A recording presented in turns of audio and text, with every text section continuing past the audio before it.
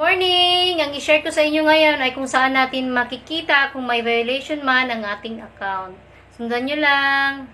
Ayan, punta tayo sa right side, sa may 3 lines, sa menu, click lang natin. Then, punta tayo sa creator support. Click lang din natin yan.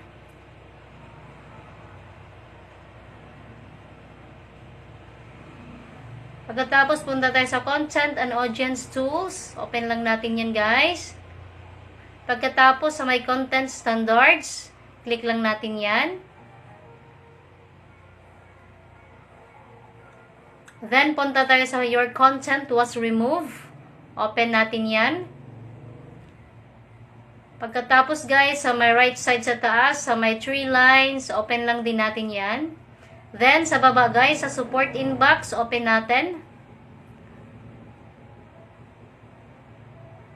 Pagkatapos, guys, sa my your alerts, click lang natin yan.